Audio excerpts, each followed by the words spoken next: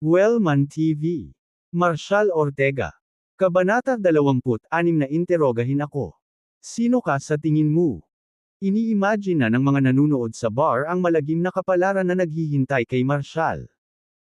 Siya ay isa lamang walang tao mula sa labas ng bayan na walang koneksyon, at ngayon ay sinalakay niya ang panganay na anak ng isa sa nangungunang apat na kapangyarihan sa Harmonfield, ang Hamillions. Ang masama pa, ginawa niya ito sa turf ni Daphne. Ang ganitong mga aksyon ay nakasakit sa dalawa sa pinakamakapangyarihan at walang awan na puwersa sa Harmonfield. Walang paraan na makakalayo si Marshall dito ng buhay. Ang mga tao ay sabik sa pag-iisip kung ano ang darating. Si Marshall ay pinilit na uminom ng ihi, pinutol ang kanyang sariling mga kamay, at humingi ng tawad. Hindi na rin sila makapaghintay na makitang kinaladkad ni Eric si Vera sa itaas para sa anumang baluktot na paghihiganti na nasa isip niya. Matapos pakinggan ang salaysay ni Eric, ibinaling ni Rowan ang malamig at mapanlinlang na mga mata kay Marshall. Ngunit si Marshall, na tila walang pakialam sa lahat ng sinabi ni Eric, casual na kumuha ng tuwalya sa isang waiter at nagsimulang magpunas ng kanyang mga kamay na parang walang nangyari. Higit sa lahat, tuluyan niyang hindi pinansin ang presensya ni Rowan. Sumilay ang galit sa mga mata ni Rowan. Totoo ba ang sinabi ni Eric? Inihagis ni Marshall ang tuwalya sa tray ng waiter nang may pang-aalipusta, na nakataas ang isang kilay. Mahalaga ba ito? Tinanong kita, sagot mo. Ang boses ni Rowan ay may matalas na gilid, malinaw na hindi nasisiyahan sa walang pakialam na ugali ni Marshall. Isang alon ng puot ang bumalot mula sa kanyang katawan, na puno ng isang soy ang bar. Natahimik ang buong kwarto, walang naglakas loob na gumawa ng ingay. Ay!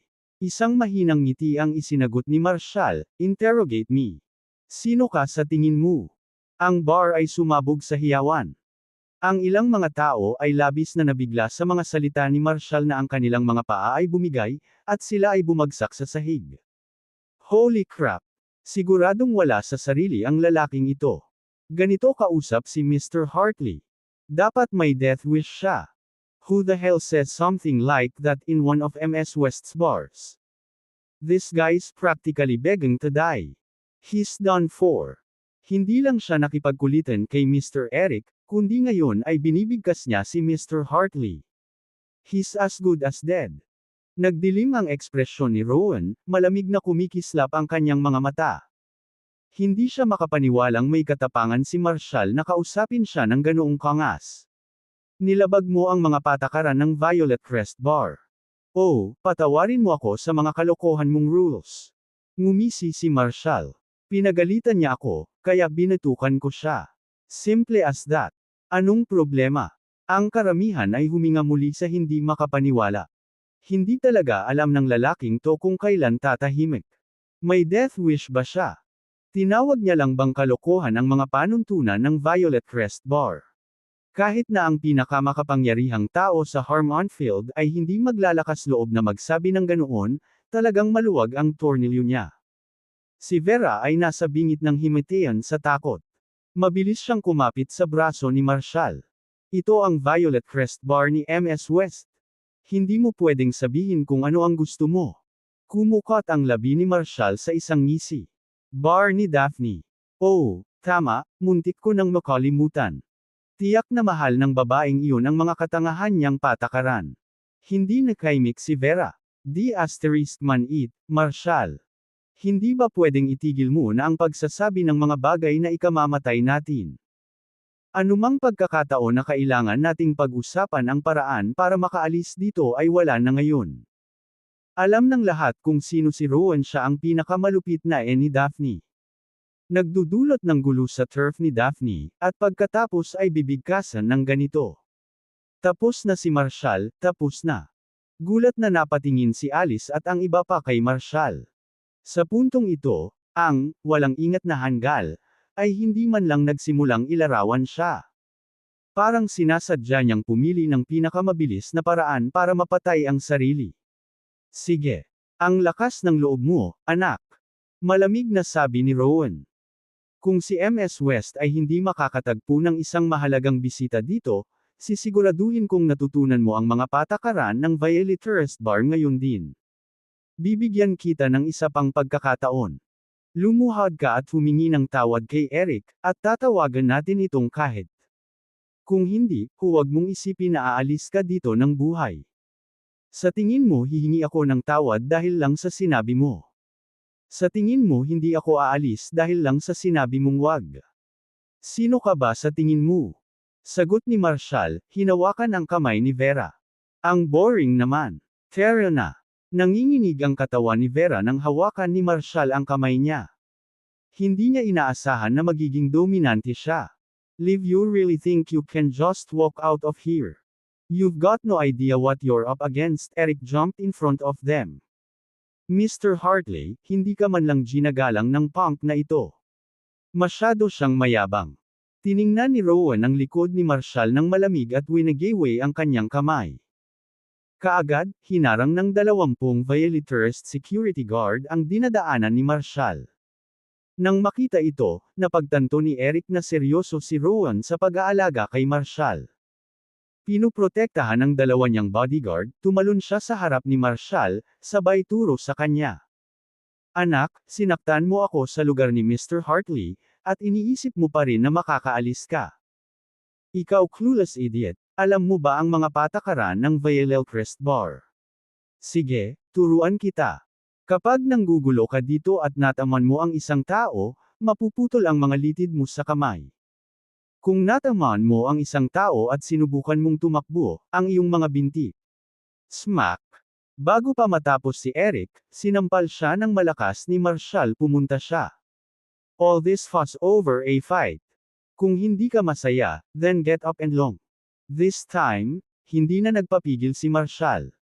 Hindi pinansin ang mga pagtatangka ni Vera na pigilan siya, lumapit siya kay Eric at hinawakan ito sa kwelyo. Hindi kontento, ha? Fine, let's keep this going. With that, nagpakawala siya ng sunod-sunod na sampal. Smack, smack, smack. Umalangaw-ngaw ang tunog ng mga suntok sa bar habang hinahampas ni Marshall si Eric. Naiwan itong nakahandusay sa sahig, desperadong hinahanap ang kanyang mga ngipin.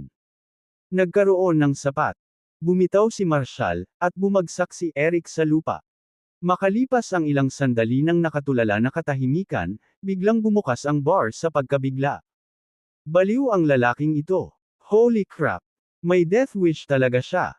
Hindi siya pababayaan ni Mr. Hartley sa pagkakataong ito. Napuno ng pagpatay ang mga mata ni Rowan habang dahan-daang lumapit kay Marshall, "You're the finery." Mayabang. Mabilis na umatras ang mga parokyano ng bar, na nagbigay sa kanila ng espasyo. Mr. Hartley's going to deal with this arrogant bastard himself. Ang husay ni Mr. Hartley sa boxing ay walang kapantay sa Harmonfield. Malapit nang masira ang taong ito. Sa sobrang takot ni Vera ay halos hindi na siya makapagsalita. Nanginginig ang kanyang mga paa, at malapit na siyang bumagsak. Nagpumigla si Eric na tumayo at likas na umatras sa likod ni Rowan. Mr. Hartley, nakita mo ba iyon? Hindi ka nirerespeto ng batang ito o sa Violet Crest Bar. Isang malamig na buntong hininga ang pinakawalan ni Rowan. Walang lumalabag sa mga patakaran dito. Akmang gagawa siya ng kanyang hakbang, ang isa sa kanyang mga tauhan ay sumugod at bumulong sa kanyang tainga. Mr. Hartley, Ms. Clayton ay nasa telepono. Tumigil sandali si Rowan, saka kinuha ang telepono. Rowan, si Ms. West ay nasa VIP room ay sa ikalawang palapag, na si Mr. Fay ang bisitang gusto niyang makilala. Agad na napalingon si Rowan kay Marshall, nanlaki ang mga mata sa realist. Ang lalaking ito ang bisita ni Daphne. Mabilis na humakbang si Eric, at sinabing, "Mr. Hartley, alam ba ito ni Ms. West? Putulin na lang natin ang kanyang mga kamay." Malamig na kinawayan siya ni Rowan. "Oo, sinaktan ka ni Mr. Ortega. Pero ang totoo, na-provoke mo muna siya." Payapang nakaupo sina Mr. Ortega at Ms. Silva, may rinks, nang dumura ka sa baso ni Mr. Ortega. Ayon sa mga patakaran ng Violet Crest Bar, kung iimbestigahan pa natin ito, hindi ka rin mawawala. May ang punto ay, ang bagay na ito ay nagtatapos dito. Ano? Yun lang. Natarante si Eric. Pinilit siyang uminom ng ihi at pagkatapos ay binugbog sa harap ng lahat, at ngayon ay magtatapos na. Ito. Si Alice na kanina pa nakatingin sa malayo ay nataranta rin. Malinaw na binugbog ni Marshall si Eric, at ginawa niya ito sa harap ng lahat ng mga taong ito. Hindi lang iyon, lantaran niyang nilabanan si Rowan at walang paggalang kay Daphne, ang reyna ng Violeters. At ngayon matatapos lang ang lahat ng walang kasama. Nagulat si Vera. Kahihinatnan. Ilang saglit lang, parang personal na papasok si Rowan at turuan ng leksyon si Marshall. Ngunit pagkatapos ng isang tawag sa telepono, tapos na ang lahat. Ano ang nangyayari? Galit na galit si Eric. Mr. Hartley, I got up this badly, and now you're just going to let it go. What do you mean by that? Malamig na sanggal ni Rowan. Exactly what I said. O may problema ka ba kung paano ko ito hinahawakan? Habang nagsasalita siya, pumwesto si Rowan na parang handang magwelga, at ibinaling din ng security team ng Violet Crest ang kanilang atensyon kay Eric, na nakahanda para sa aksyon. Mas alam ni Eric kaysa makipag-usap sa isang taong kasing delikado ni Rowan, kaya mabilis siyang umatras. Hindi, Mr. Hartley, hindi yun ang ibig kong sabihin. Mas mabuti iyon, malamig na sabi ni Rowan. Sarado na ang bar. Lahat, umalis na kayo agad. Binaril ni Eric si Marshall ng isang makamandag na sulyap ngunit wala siyang pagpipilian kundi ang akayin siya palabas ng bar. Mabilis namang sumunod ang ibang mga parokyano. Mr. Ortega, please wait. Samahan mo ako sa second floor. Kao Marshall. Nagtaas ng kilay si Marshall. What for? Gusto mong lumaban? Bahagyang kumunat ang noo ni Rowan. May gustong makipagkita sa iyo sa itaas. Kabanata 27 Cynthia Rivers. May gustong makita ako sa taas.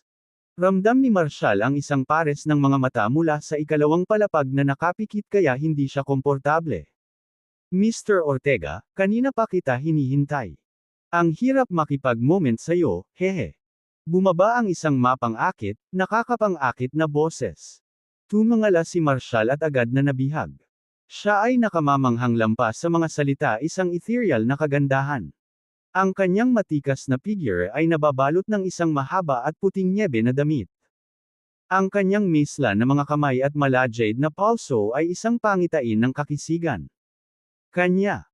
Ang isang cascade ng malasutla at itim na buhok ay nahulog na parang talon, at ang kanyang maganda at makahulugang mga mata ay kumikinang sa damdamin. Ang napakatingkad na ningning ng kanyang presensya ay napakalaki tulad ng banayad na ulan sa tagsibol na marahang inaanod. MS West. Halos mapasigaw si Vera sa gulat. MS Silva, please leave the bar. Mabilis na sinenyasan siya ni Rowan na lumabas. Saglit na nag-alinlangan si Marshall, saka tumalikod para umalis. Mr. Ortega, I have no ulterior motives. I just wanted to invite you to cup of coffee. Or are you afraid na baka kainin kita? Hehe. Alright, Marshall said, stopping in his track. Sa isang mabilis na paglukso, lumapag siya sa ikalawang palapag, nakatayo malapit kay Daph. Isang sinag ng sikat ng araw sa tanghali ang nasala sa mga tinted na bintana, na nagdulot ng makikinang na mga anino sa kanyang makinis na balat. Ang kanyang halimuyak ay napuno ng hangin, at ang kanyang mga mata ay kumikinang tulad ng araw sa umaga. Saglit na natulala si Marshall sa sobrang ganda ng babaeng nauna sa kanya. Mabilis na nanimbalik ang kalmado ng kanyang malalim at namumungay na mga mata, tulad ng tahimik na tubig sa paglubog ng araw. Ang reyna ng Violet Crest ang iyong reputasyon ay karapat-dapat. Napatikip ng tawa si Daphne, medyo nanginginig ang katawan. Mr. Ortega, mahirap talagang makasama ka. Siguro natatakot ka sa isang maselang babaeng katulad ko. Lumapit si Marshall sa kotse ni Daphne at bamulong, MS West, malayo ka sa delikado. May bahid ng dugo ang korona sa reyna ng Violeters. Hehe. Nakakakabigani ang tawa ni Daphne, isang tunog na mapang-akit at makakabighani. Ang kanyang pagtawa ay nakakalasing na ito ay mapanganib, na kayang akitin ang sinuman. Mr. Ortega, you're such a tease. I'm really quite well behaved, come with me. Sa magagandang galaw, ang kanyang balingkinitan, maselang kamay ay humampas sa braso ni Marshall. Hinawakan niya ito, ngunit nang hindi ito gumalaw, binawi niya ang kanyang mahaba at maputlang binti, at tumalikod na may mapanuksong ngiti. Ang maalinsangan, dekuryenteng ngiti na iyon ay tila umabot sa kaibuturan ng kaluluwa. Sumama ka sa akin, Mr. Ortega. Sa isang iglap ay napalingon na si Daphne sa pintuan ng VIP Room 1. Iwinasiwas niya ang kanyang translucent, mala-jade na braso kay Marshall, na nakatayo 26 na talampakan ang layo. Bigla, mula sa kanyang malambot na kamay, ilang itim na projectiles ang bumaril, naghiwa sa hangin na may nakamamatay na layunin. Ang mga itim na puntong ito, na may dalang nagyayelong layuning pagpatay, ay direktang lumipad patungo sa noo, dibdib, balikat, tiyan, at tuhod ni Marshall. Sina Rita at Rowan, na nakatayo sa malapit, ay agad na napaatras ng 30 talampakan sa sobrang lakas ng nakamamatay na enerhiya. Ang reputasyon ng masamang reyna ay talagang pinagkakakitaan. Sa ilalim ng kanyang nakakabighaning, malambot na panlabas, sa likod ng tila inosenteng iyon ay nagtago ang mga nakamamatay na talam na handang hamampas. Whoosh! Whoosh! Whoosh! Kumaway muli ang makatarungang palso ni Daphne, ang kanyang manipis na pulang manggas ay pumapagaspas sa hangin. Ang matutulis na itim na talam ay hiniwa sa walang laman na espasyo na may nakamamatay na bulong. Nagdala sila ng isang timpla ng nakamamatay na kagandahan at pagkawasak, na umaakyat patungo kay Marshall nang may hindi mapigil ang puwersa. Nakaharap sa barrage na ito ng mga nakamamatay na sandata, ngumiti lang si Marshall, walang kibo. Casual niyang kinuha ang isang napkin mula sa mesa at binigyan ito ng mahinang pagpitik ng kanyang palso. Ang mga itim na panghagis na kutsilyo ay hindi nakakapinsala sa sahig. Binuksan ni Marshall ang palad at hinayaang mahulog sa lupa ang mga natitirang kutsilyo. With a cold snort, he remarked, "As expected, you're quite the enchantress." Hihihi, mahinang humajijek si Daphne sabay takip sa bibig niya tapos tingnan natin kung kakayanin ito ni Mr. Ortega.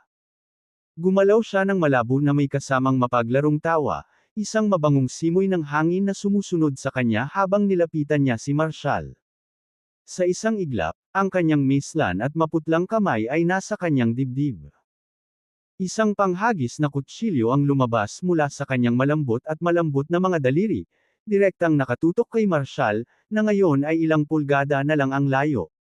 Walang pagsisikap si Marshall na umiwas.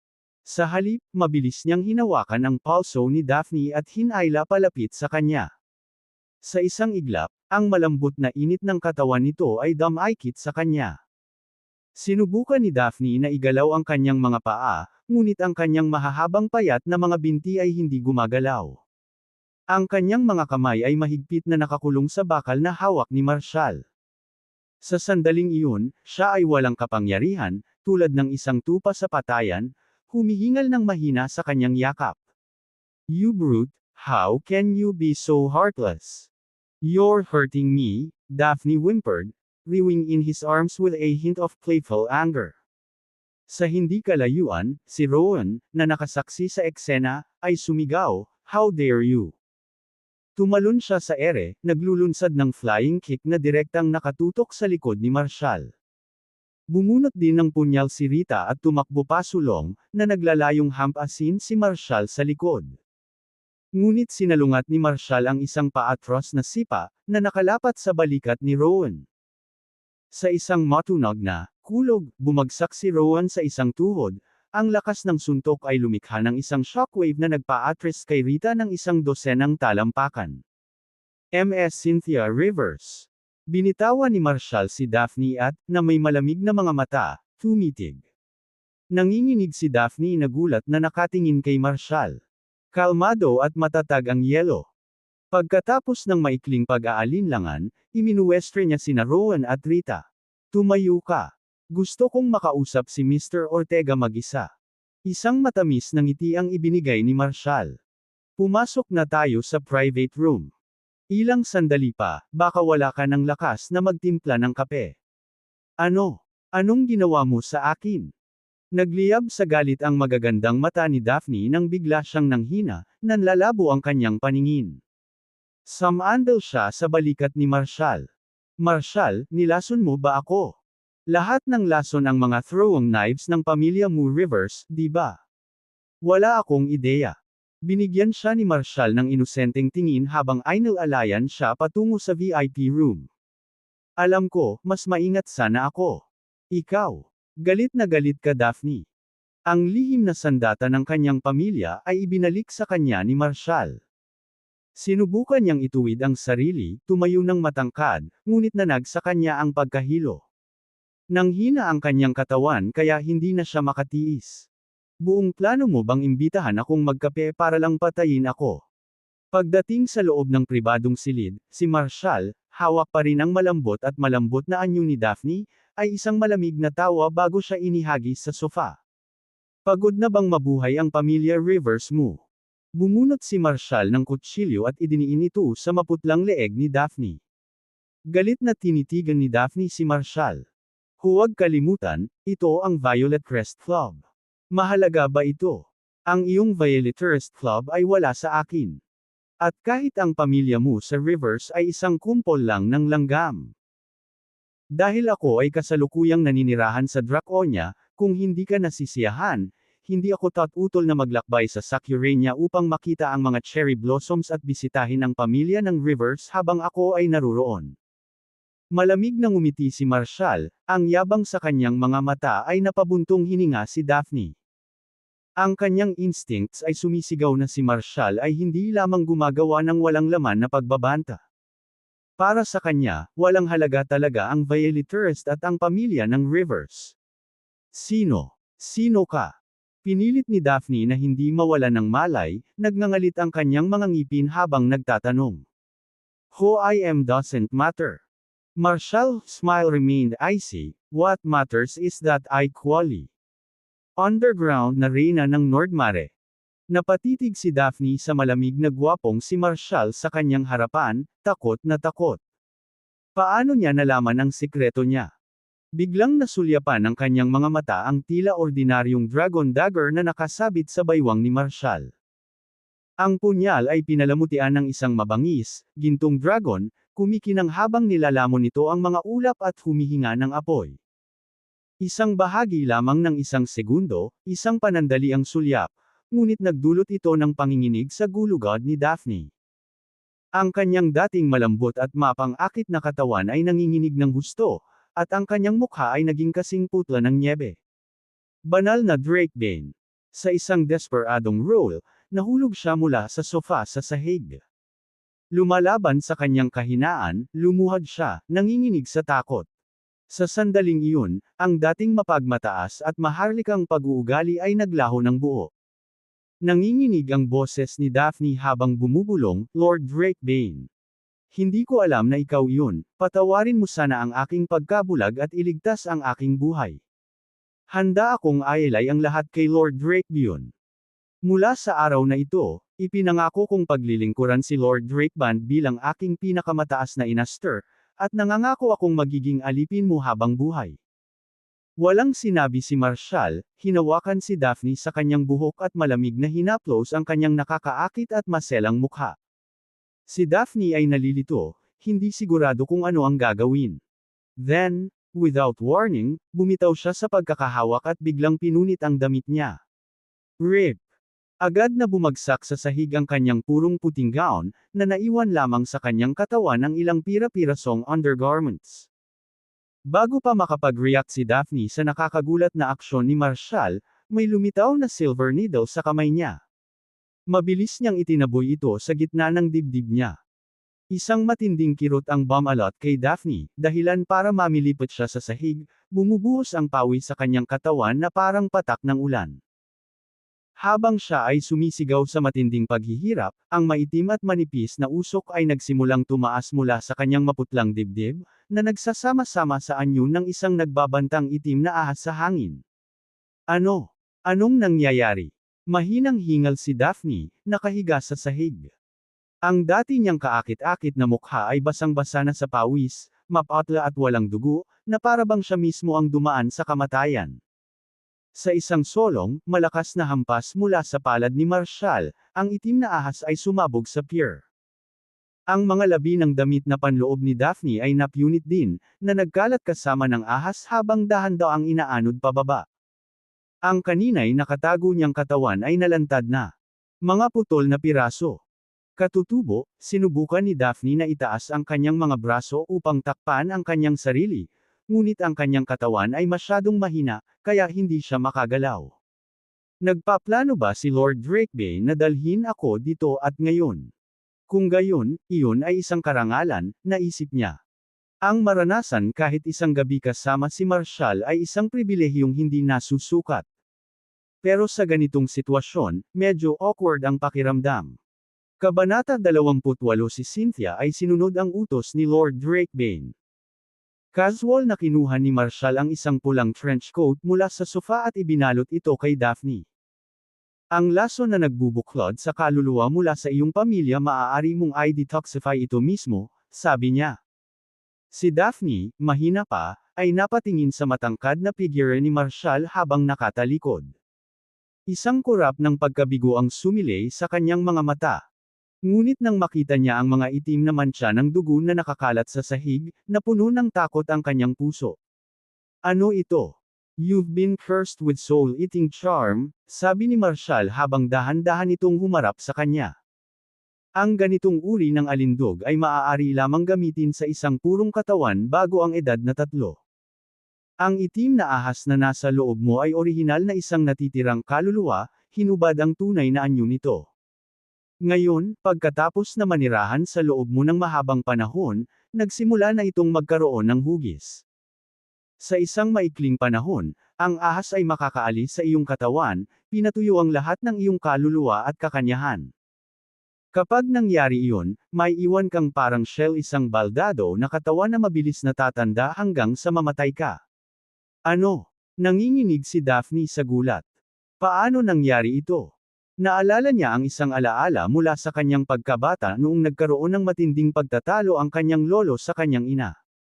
Hindi alam ni Daphne ang detalye ng kanilang away. Kinabukasan, patay na ang kanyang ina. Sa paglipas ng mga taon, madalas na nakaranas si Daphne ng kakaiba at hindi maipaliwanag na disco. Buong gabi. Sa kanyang buwanang pag-ikot, ang sakit ay para bang milyon-milyong langgam ang nangangagat sa kanyang mga buto, na ginagawa itong hindi matiis. Pagkatapos, pakiramdam niya ay halos hindi na siya nakatakas sa kamatayan. Sa nakalipas na mga taon, naghanap siya ng maraming kilalang doktor sa buong mundo. Walang sino man ang matukoy kung ano ang mali sa kanyang katawan. Ang iyong katawan ay madalas na nakakaramdam ng lamig, ang iyong mga emosyon ay umuusad sa matinding kababaan, at sa panahong iyon ng buwan, ikaw ay may marahas, uhaw sa dugo na pagnanasa. Lahat ng mga sintomas na ito ay sanhi ng soul-eating charm na nagdudulot ng kalituhan sa loob mo. Kung hindi aalisin ang sumpang ito, hindi ka mabubuhay para makita ang iyong ika-21 kaarawan. Sa huli, ang iyong buhay ay mauubos, ang iyong kaluluwa ay matutuyo, na mag-iiwan sa iyo na mamatay sa isang mabagal, masakit na kamatayan. Nang marinig ito, nanlaki ang mga mata ni Daphne sa gulat. Ang kanyang ika-21 kaarawan ay 6 na buwan na lang. Kung hindi niya nakilala si Marshall, nanatili siya sa dilim, walang kamalay-malay na nasa bingit na siya ng pagiging walang magawang biktima ng nakamamatay na sumpang ito. Nanginginig ang katawan niya sa takot. Isang pag-akyat ng matinding puot ang bumangon sa loob niya, dahilan upang kumulo at marahas na kumulo ang magulong enerhiya sa kanyang katawan. Sa sandaling iyon, naramdaman niya ang hindi mapigil ang galit na namumuo sa kanyang dibdib, na handang sumabog. Sinulyapan ni Marshall ang maputlang mukha ni Daphne at saka niluwagan ang coat na nakapalibot sa kanya. Si Daphne, nang hihina at nauuto, gusto na lang humiga. 3 pilak na karayom ang lumitaw sa kamay ni Marshall. Sa isang iglap, nataman nila ang 3 eksaktong punto, ang base ng kanyang leeg at magkabilang balikat. Marahas na nanginig ang katawan ni Daphne. Makalipas ang ilang saglit, nagpakawala siya ng malakas na sigaw. Isang mahaba at puting ambon ang kumawala sa kanyang bibig habang siya ay huminga ng malalim, ang kanyang katawan ay bumagsak sa sofa. Matagal siyang nakahiga roon, unti-unting namumula ang kanyang mukha pagkatapos ng kamatayang mapatla. Dahan-dahan niyang iminulat ang pagod niyang mga mata at mahinang bamulong, Mr. Ranesi, with. Binawi ni Marshall ang mga pilak na karayom, napansin niyang ang kutis ni Daphne. Kumuha siya ng tela at pinunasan ang kanyang mga kamay. Sa mundong ito, may mga entity na kilala bilang malevolent spirits, nagsimula siya. Is going on. Kung walang anumang anyo ng panlabas na pagpigil o kontrol, maaari lamang silang maanod ng walang patutunguhan sa void, na hindi nagtataglay ng pisikal na katawan o kalooban na kumilos. Ang mga espiritong ito ay walang kamalayan at hindi maaaring gumawa ng sinasadyang pagkilos maliban kung inuutusan ng isang mas makapangyarihang nilalang. Gayunpaman, kung ang isang tao ay nagnanais na gumamit ng isa, dapat silang magbigay ng isang espesyal na host, isang bagay na naglalaman at magpapakain sa espirito. Ito ang karaniwang tinutukoy sa Draconia bilang espiritual na pag-aari. Nang marinig ang paliwanag ni Marshall, naramdaman ni Daphne ang kanyang sarili sa bingit ng pagbagsak. Narinig na niya ang mga ganitong uri ng alamat noon ngunit hindi siya naniniwalang totoo ang mga ito. Pero ngayon lang niya nasaksihan ang paglabas ng itim na ahas mula sa kanyang katawan na maaliwalas sa araw. At matapos pilitin ni Marshall na palabasin ang ahas, naramdaman niya ang isang bagay na hindi pa niya nararanasan noon, isang malalim na pakiramdam ng gaan at ginhawa, paliguan ng pisikal at mental. Sa kauna-unahang pagkakataon sa mga taon, naramdaman niyang totoong buhay. Sa sandaling ito, naramdaman niya ang mainit na agos na patuloy na dumadaloy sa kanyang katawan, na nagpapasigla sa kanya. Ngunit pagkatapos ay tumama sa kanya ang realisasyon, ang taong nagbigay sa kanya ng soul-eating charm ay walang iba kundi ang mismong pinuno ng pamilya Rivers, ang taong pinakahinahangaan niya. Ang mga taon ng paniniwala at dedikasyon ay gumuho sa isang iglap. Habang pinag-iisipan niya ang kanyang buhay at kung paano siya pinalaki, ang lahat ay masakit na malinaw, maaaring siya ay isang sakripisyong sangla para sa pamilya Rivers. Lahat ng mga titulong ibinigay sa kanya ang underground na reyna ng Nordmare, ang pagmamalaki ng pamilya ng Rivers, ang sumisikat na bituin ay nilalayong ibalik ang kaluwalhatian ng pamilya. Lahat ito ay walang iba kundi isang malaking kasinungalingan at isang malupit na panlilinlang. Alam ng buong pamunuan ng kanyang pamilya ang katotohanan, at siya lang ang tanging hanggal na itinatago sa dilim. Habang tinatamaan siya ng realization na ito, nanginginig si Daphne at tumingin kay Marshall, na nakatayo pa rin doon, malamig at walang pakialam. Muli siyang lumuhod sa harapan niya. Panginoong Drakebane, mula ngayon, handa akong maglingkod sa iyo ng tapat, kahit hanggang kamatayan. Kung kanina ang kanyang pagsusumit ay pinilit ng nakakatakot na reputasyon ng Divine Drakebane, ngayon ito ay tunay. Naunawaan niya na ang tanging pagkakataon niyang mabuhay at makaganti ay nasa Lignelf kasama si Divine Drakebane. Natitiyak niya na ang pagkamatay ng kanyang ina ay nakatali sa paghihirap na dinanas niya. Lahat ng mga taon na ito. Ngayong naalis na ang soul-eating charm, tiyak na ipapadala ng pamunuan ng pamilya Rivers ang kanilang nangungunang mga assassin para puksain siya. Ngunit kung maaari siyang manatili sa tabi ni Divine Drakebane, ano ang pamilya ng Rivers sa kanya? Kahit na ang pamilya ng Rivers ay pinarangalan bilang ang pinakamakapangyarihan sa Sakurania, na may kakayahang magwalas sa kalahati ng mundo, sila ay walang kabuluhan bago ang Divine Drakebane. Isang matamis na ngiti ang ibinigay ni Marshall. Tama ang pinili mo. Kahit na ang natitirang kaluluwa ng itim na ahas ay inalis sa iyong katawan, halos 20 taon ng iyong kakanyahan at kaluluwa ay naubos. Ito ay nangangailangan ng mahabang panahon ng maingat na pagpapagaling at pahinga upang ganap na makabawi. Gayunpaman, hanggat ikaw ay pipilitin ang iyong sarili, dapat kang gumana ng normal. Mag-ingat ka lang. Yun lang para sa araw na ito. Tutulungan kita sa paggaling mo paminsan-minsan. Kung magiging maayos ang lahat, sa loob ng 3 buwan, dapat mong mabawi ang humigit kumulang 30% ng sigla ng iyong kaluluwa.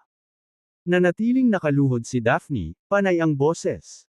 Susunod si Cynthia sa mga utos ni Lord Drakebane nang walang tanong. Tumayo ka, sabi ni Marshall, inihagis ang tela sa mesa. Hindi ko alam kung bakit ka pinapunta ng pamilya Rivers kay Dracona, pero sigurado akong kahit ikaw ay hindi mo lubusang naiintindihan ang intensyon nila.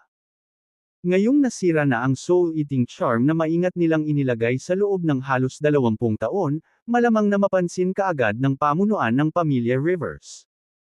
Posibleng may padala ang mga assassin sa Harmonfield sa loob ng maikling panahon. Unti-unting bumalik ang lakas ni Daphne. Nang makitang nakahantad ang sarili, namula ang pisngi niya sa kahihiyan. Mabilis niyang ibinato ang trench coat at dahan-daang tumayo, nagtagal upang pakinisin ang gulo-gulo niyang buhok. Walang pakialam na sinulyapan ni Marshall ang ngayon ay nahihiya na si Daphne. Hindi nangyari ang nangyari ngayon. Bo, naiintindihan mo. Oo, Panginoon Drake Bane. Sagot ni Daphne. Tumalikod si Marshall at lumabas ng private room. Si Rita at Rowan, na kanina pa naghihintay sa labas, ay gumagalang na yumuko habang dumaraan. Pero nang makita nila ang namumula na pisngi ni Daphne at ang mga punit na damit na nagkalat sa sahig lalo na ang mga piraso ng itim na bra, halos lumuwa ang mga mata ni Rita sa kanyang ulo sa gulat. Ms. West, did that bastard? Panimula ni Rita, nanginginig ang boses niya. Tama na. Putol ni Daphne, malamig ang boses. This is none of your business. Remember, Mr. Rams is my honored guest. Ano man ang hiling niya, sundin mo nang walang tanong. Escort Mr. Ortega out agad. Oo, Ms. West. Ang isipan ni Rita ay tumatakbo sa 1,000 katanungan. Ninakaw niya ang isa pang sulyap sa pribadong silid, kung saan ang eksena ay gusot-gusot na mga damit, mga palatandaan ng pakikibaka sa lahat ng dako. Kahit na nag-aatubili siyang sumunod, walang puwang para sa pagtatalo ang utos ni Daphne. Sinama ni Rita ng galit na galit si Marshall. Mr. Ortega, this way, please. Ngumisi si Marshall at, walang babala, binigyan ng matigas na sampal ang likod ni Rita. Smack! Umalangaw-ngaw ang tunog, at natigilan si Rita sa gulat. Sinampal lang ba ng bastos na to ang puwet ko? Ito ang unang pagkakataon na hinawakan siya ng isang lalaki ng tulad niya, at pinupuno siya nito ng parehong kahihiyan at galit. Ikaw. Gag-antay na sana si Rita pero nakita niyang nanatiling kalmado ang ekspresyon ni Daphne. Wala siyang choice kundi lunukan ang kanyang galit. Marshall, bakla ka. Siya fumed sa loob. Balang araw, sisiguraduhin kong babayaran mo ang insultong ito. Paglabas nila ng Violet's Bar, naghihintay pa rin sa labas si Vera at ang iba pa. Nang makitang lumabas si Marshall, nagmamadaling lumapit si Vera, nababalisa siyang tiningnan. Marshall, ikaw ba? Okay ka lang. Kabanata 29 na Marshall the Troublemaker. Ano kayang mangyayari sa akin? Sabi ni Marshall, sabay tingin kay Ven. Binuksan niya ang phone niya at nakita ang isang mensahe mula kay Amber. Mr. Marshall, magsisimula na ang Violet's cocktail party. Ms. Dunn asked me to let you know he'll be waiting for you in the banquet hall on the 28th floor of the Violet Crest Convention Center in half an hour. Sinulyapan ni Vera ang nakikitang galit na si Rita sa tabi niya, pagkatapos, nang mapansin si Marshall na nagtatype ng reply sa isang WhatsApp message, tahimik niyang tinanong, Marshall, sigurado ka bang walang ginawa sa iyo si Ms. West? Napatingin si Marshall kay Alice at Zachary, na nasa malapit. Paglingon kay Vera na mukhang naguguluhan ay tumawa ito ng mahina. What could she do to me? Are you all let down na walang nangyari? Binigyan siya ni Vera ng frustrated na titig at pinagalitan, bagay ka talaga. Ang yabang mo kanina sa bar. Bakit walang ginawa si Mr. Hartley at ang kanyang mga tauhan tungkol dito? Siguro mahilig lang sa akin sina Daphne at Rita, sabi ni Marshall, sabay tingin kay Rita nang may interes habang patungo sa Violet's Convention Center. Galit na tiningnan ni Rita si Marshall. Si Vera, na natakot, ay mabilis na tumingin sa ibaba at nagmamadaling sumabay sa kanya. Si Alice, Zachary, at ang iba pa, kasama ang isang pulutong ng mga nanunood, ay naghihintay sa casual na tea-spot sa labas ng bar. Sabik silang makita kung anong klaseng gulo ang mararanasan ni Marshall kapag ang makita si Marshall na sumulpot na ganito ay talagang nakakalito. Sa mga piling grupo ng Harmonfield, naunawaan ng lahat ang mga patakaran sa Daphne's Violet Tourist Bar. Kung isa sa alang-alang ang ginawa ni Marshall ngayon, tiyak na magsasagawa ng matinding aksyon ang staff ni Daphne laban sa kanya. I can't believe this jerk walk out in one piece. I don't get it. Pagmamaktol ni Zachary, hinihimas ang kanyang pasa. Bibig. Nanunuya si Alice at sinabing, I bet he begged Ms. West for mercy, that is why he made it out alive. Natarantang umiling si Zachary at sinabing, this is so odd. Baka tinawagan niya si Shirley at pumasok ang mga dons, kaya binitawan siya ni Ms. West. Iyon lang ang paliwanag na may katuturan. Pumayag naman si Alice. Pinagmasdan ni Zachary si Marshall na paalis at nginisyon. Si Marshall ay hindi kapani-paniwalang mayabang ngayon. Hindi lang niya pinagalitan si Eric kundi hayagang hinamon niya si Rowan, ang nangungunang general na nagtatrabaho para sa M. West, at pinatalsik pa niya ang pangalawang in-command ni Mr. Ryder. Walang oras, nakuha ni Marshall ang halos bawat pangunahing manlalaro sa Harmonfield sa Violet Crest Club. Siya ay nasa malalim na problema. Kahit na ang ilang mga grupo ay nagpapalam sa kanya ngayon dahil sa kanyang mga koneksyon sa mga dons. Walang nagsasabi kung ano ang maaaring mangyari sa susunod. Sa kalaunan, mauubos ang impluwensya at mabuting kalooban ng mga dons, at darating ang panahon na hindi na siya makakaasa sa kanila. Tapos, I can't wait to see kung paano ulit magiging mayabang si Marshall, hehe. Vera, saglit lang. Bakit mo sinusundan ang tanggang Marshall na iyon? Naabutan nina Alice at Zachary si Vera na nanunuya. Iminumungkahi kung umiwas ka sa mga taong katulad niya, o baka malagay ka na naman sa problema. Hinayla ni Alice si Vera sa isang tabi at sinabing, mayroon halos isang seryosong insidente sa bar kanina lang. Kung hindi pumasok si Mr. Gill, who knows what might have happened. Gustong ipaliwanag ni Vera na wala siyang kinalaman kay Zachary at talagang si Marshall ang nag-ayos ng issue. Idinagdag ni Alice, Vera, huwag mo nang hayaang hilahin ka muli ng iyong kuryusidad patungo sa batang taga-bansang iyon na si Marshall. Ang isang tulad niya, na walang tamang pag-uugali, ay tiyak na mag-uudyok ng malubhang gulo sa kalaunan. M.S. Clayton. Naiinis na wika ni Alice kay Marshall habang naglalakad si Rita. Mabilis siyang nagpatuloy, si Marshall ay nagmumula sa isang mas mababang uri ng lipunan, huwag mag-level. Naniniwala ako na dapat siyang alisin sa Violet Crest Investment, nakikipag-usap kami sa aming kaganapan sa buntot. Nang mapansin ito, si Zachary ay sumang-ayon, tama si Alice. Si Marshall ay walang istorbo sa ating piling grupo. Huminto si Rita, pinandilatan ng masama sina Alice at Zachary habang nagtatanong, your circle, sa tingin mo, istorbo si Marshall. Ang ibig mo bang sabihin ay si Marshall ang gumagawa ng gulo sa grupo nyo?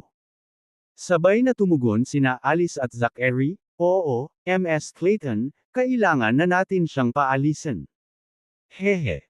Ngumisi si Rita, so, sinasabi mong ginugulo ka lang ni Marshall. Eksakto. Sina Alice at Zachary ay walang tigil sa paghinto. Si Raymond at Vera, nakatayo sa malapit, halos magkasabay na nagtakip ng mukha sa kahihiyan.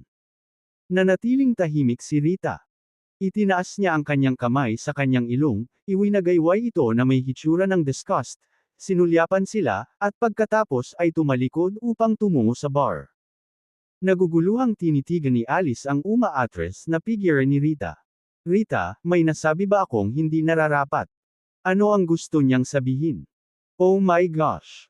Alice, hindi ka maaaring magseryoso, sabi ni Vera na umiling sa hindi makapaniwala. Aaminin mo sandamakmak ka. No wonder ayaw ka nang kausapin ni Ms. Rita, hindi niya matiis ang baho. Sa wakas ay bumalik si Alice sa realidad. Nakakatawa.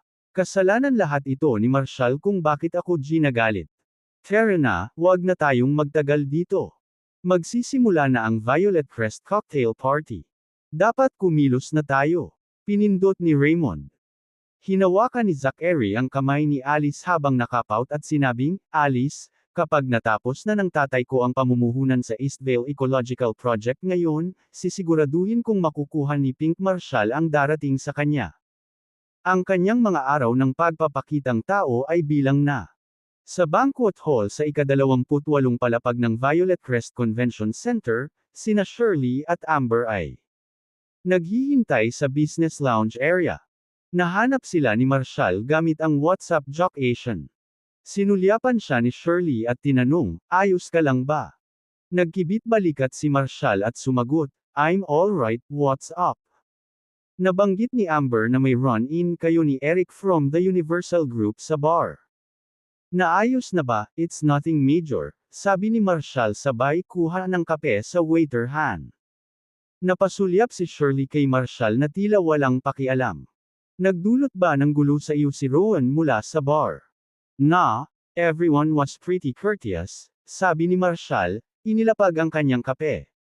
"Bakit mo natanong?" "Nako. Well, nakakagaan ng loob," sagot ni Shirley. Napag-isipan niyang magtanong pa tungkol sa nangyari nang yayain siya ni Daphne na makipagkita. Nang mapansin ang pag-aatubili ni Marshall na magpaliwanag, huminto siya, pagkatapos ay pinili na huwag nang idiin pa. Pagkatapos ng lahat, si Marshall ay isang benefactor at panauhin lamang ng mga dons. Hindi siya obligadong magbahagi ng anuman sa kanya. Gayunpaman, pagkatapos ng mga kaganapan sa umaga, ang kanyang pagkamausisa tungkol kay Marshall ay lalo lamang lumaki. Noong una, inakala niya na ang lalaking ito ay may talino lamang, posibleng may kasaysayan sa mga espesyal na puwersa o katulad nito. Gayunpaman, ang hindi pangkaraniwang pag-uugali ni Ryger, ang pagkasabik ni Daphne na anyayahan siya, at ang katotohanang nagawa niyang makipag-away sa Violet Tourist Bar at lumayo ng walang armas ay nagpaisip muli sa kanyang unang impresyon. Habang pinag-iisipan niya ang koneksyon ni Marshall sa mga Miller, nagtanong si Shirley kung maaaring masyado siyang nagbabasa sa mga bagay-bagay. Marahil ay isinasaalang-alang ni Ryger ang impluwensya ng Dons, na maaaring ipaliwanag kung bakit siya gumawa ng malaking kompromiso sa Eastvale Ecological Investment Project. Marahil ay naintriga lang si Daphne sa pambihirang husay ni Marshall sa archery, na maaaring magpaliwanag kung bakit niya ito inimbitahan na makipagkita at pinabayaan siya pagkatapos ng insidente sa Violet Tourist Bar. Napansin ni Marshall si Shirley na nakatingin sa kanya, nawala sa pag-iisip, at nagkibit balikat habang nagtatanong, "Nakatitig ka ba dahil nabighani ka sa kagwapuhan ko?" Namula si Shirley at napag-alitan, "Lagot ka sa sarili mo. Kilala mo ba kung sino si Eric?" Ngumisi si Marshall at sinabing, "Oo, hindi ba siya ang pamangkin ni Perry sa Universal Group?" "Anong issue?" Tumango si Shirley at sumagot, "Eric, the spoiled playboy, isn't even worth our time." Ngunit ang panganay na anak ni Perry, si Liam Hamilton, ay ibang kwento. Mga 4 o 5 taon na ang nakalilipas, ang mga Hamilton ay isang average na nanong Harmonfields elite, halos nasa ibaba. Gayunpaman, sa sandaling bumalik ang panganay na anak ni Perry na si Liam mula sa pag-aaral sa ibang bansa 4 na taon na ang nakalilipas, mabilis na umakyat sa ranggo ang mga Hamilton. Si Perry at ang kanyang anak ay mabilis na sumikat sa Harmonfield. Sa kanilang pamumuno, umunlad ang Universal Group. Sa nakalipas na 2 taon, habang bumababa ang kalusugan ng aking ama, sinisikap ni Perry na ilagay ang aking lolo bilang chairman ng Harmonfield Chamber of Commerce. Si Liam ay nagsisikap na mag-propose sa akin sa iba't ibang paraan sa loob ng higit sa 1 taon. Naiintindihan ko na hinahangad niya ang mga koneksyon at mga ari-arian ng Don sa Harmonfield. Sa panahong ito, lumikha siya ng mga isyu sa aspeto ng pamumuhunan sa rehiyon sa Eastvale Ecological Project, na nagpipilit sa akin at sa mga Dons na sumuko. Shirley, sa wakas na tunton nakita. Nang mga sandaling iyon, isang matangkad at mag-ara na lalaking nakasuot ng puting suit ang lumapit sa kanila. Sumandal si Amber at bumulong kay Marshall, si Liam yan. Kabanata 30 Panghabang buhay na kasosyo. Bumangon si Shirley at sinabing, "Hello, Mr. Liam." Agad na lumikha ng buzz ang hitsura ni Liam sa pasukan ng banquet hall. Mabilis na itinuon ng mga bisitang nagsasama-sama sa mga kumpol ang kanilang atensyon sa lounge area. Hinarap ni Shirley si Liam, nakasuot ng eleganteng sea blue gown na kumikislot habang gumagalaw.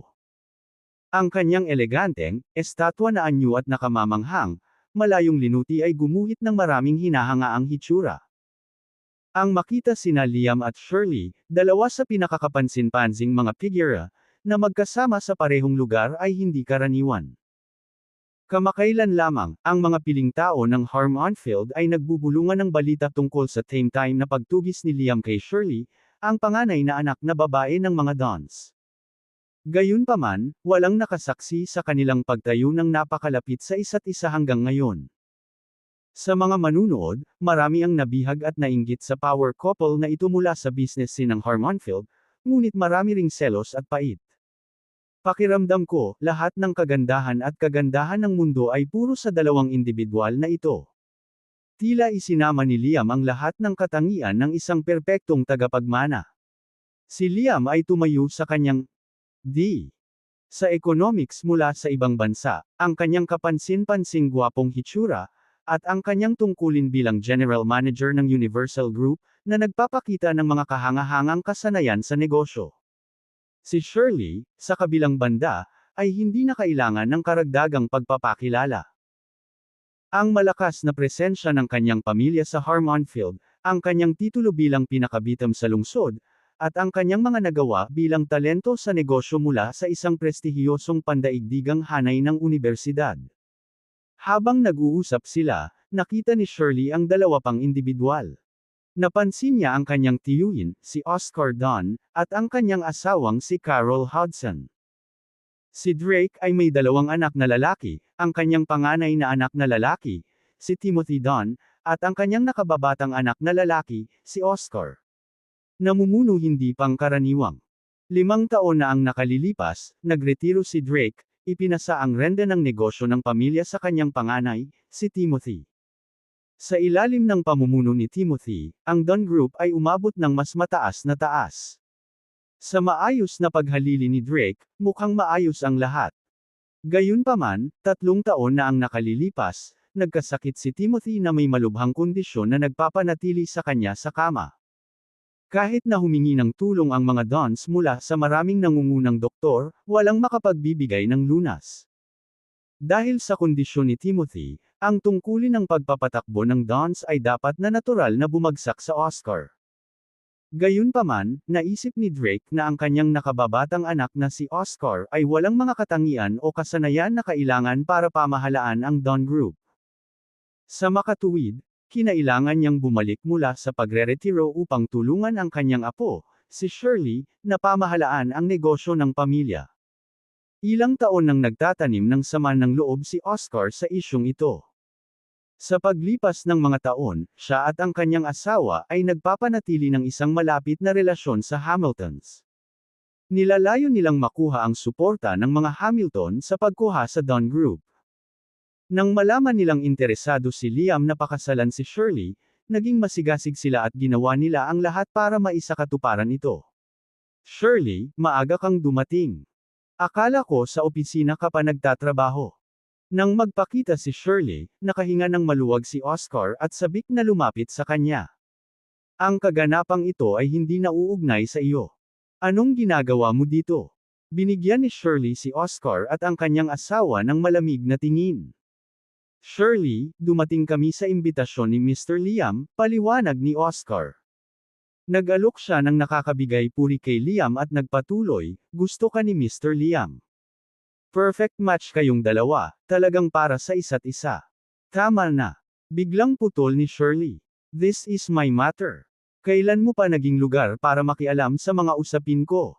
Shirley, hayaan mo akong magpaliwanag, sinubukan ni Oscar na magpatuloy. Oscar, please go inside for now. I need to have a word with Shirley. Magalang na putol ni Liam, iniabot ang kamay at matamis na nakangiti kay Shirley. Ang kanyang matikas na kilos at palakaibigang ngiti ay nagmistulang isang kaakit-akit na PI retail. Ang mga batang babae na nagtipon-tipon sa harap ng banquet hall ay nasa sabik na gwapo at napaka-gentleman. Siya ang lalaking nasa panaginip ko. Ganyan si Liam. Shirley, your uncle is correct. I genuinely admire you. Alam ng lahat ng tao sa Harmonfield na ikaw lang ang nakikita ko. Ikaw lang ang babaeng gusto kong makasama sa paglalakad. Matiim na tinitigan ni Liam ang mga mata ni Shirley, ang kanyang boses ay malambot at puno ng init, na umaantig sa puso ng mga batang babaeng nanunood sa kanila. Shirley, kung pumayag kang manatili sa tabi ko, pangako hinding-hindi kita iiwan.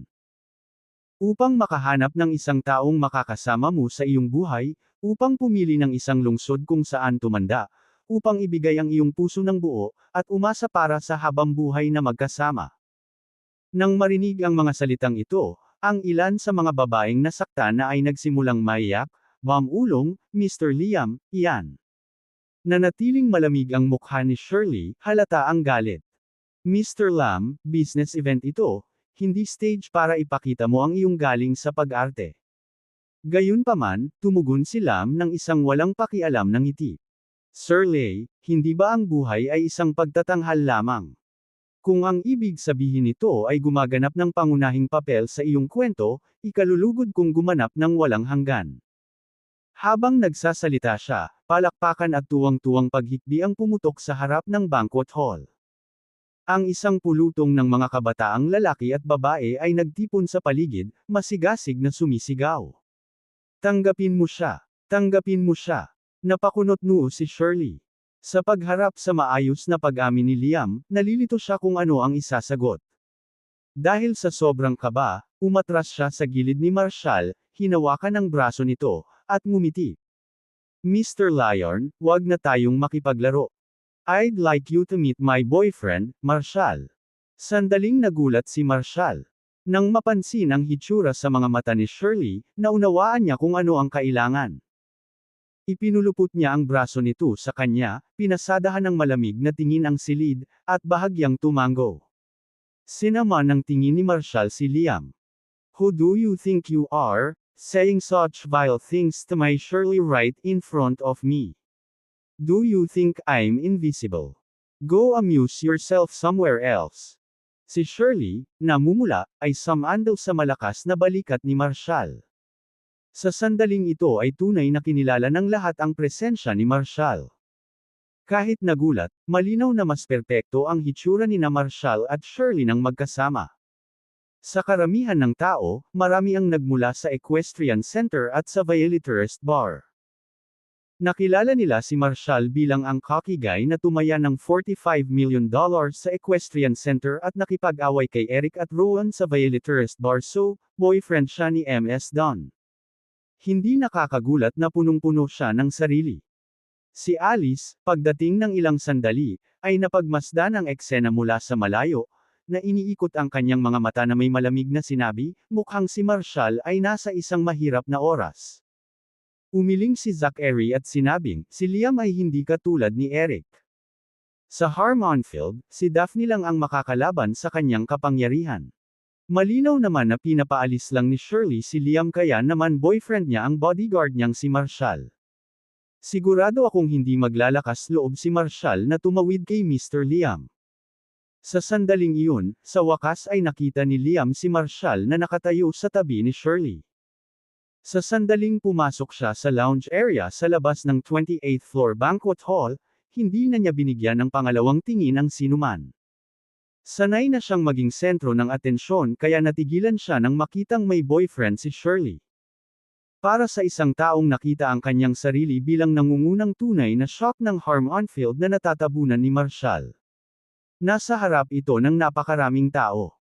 4 na taon na ang nakalilipas, bumalik si Liam mula sa pag-aaral sa ibang bansa at mabilis na naging nangungunang mayayamang kabataan sa Harmonfield.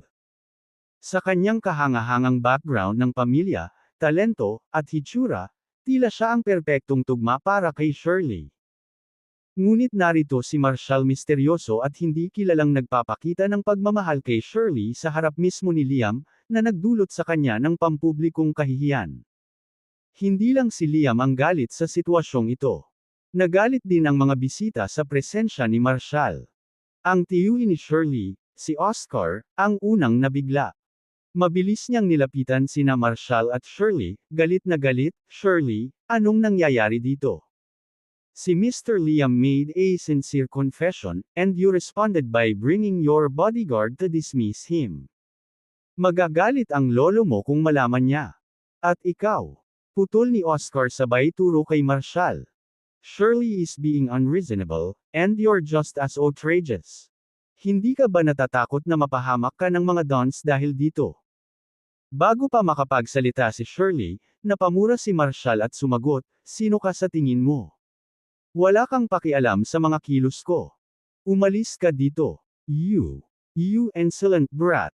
Just for that comment, the Dons and the Hamiltons could have killed you on the spot. Sabi ni Oscar na nanginginig sa galit habang nakaturo kay Marshall. Mr. Liam, humihingi ako ng tawad sa inasal ng batang ito. Wala lang siya sa linya. Please. Napanatili ni Liam ang isang kaaya-ayang ngiti at magiliw na tumugon, ayos lang, Shirl. Kahit anong impulsive na gawin niya, lagi ko siyang patatawarin. Ako sa personal. Kasama mo ako. Shirley, halika bigyan mo ako ng halik. Sigaw ni Marshall na hindi pinansin ang mga insincere na komento ni Liam at tinuro ang kanya. Pisngi. Natahimik agad ang kwarto.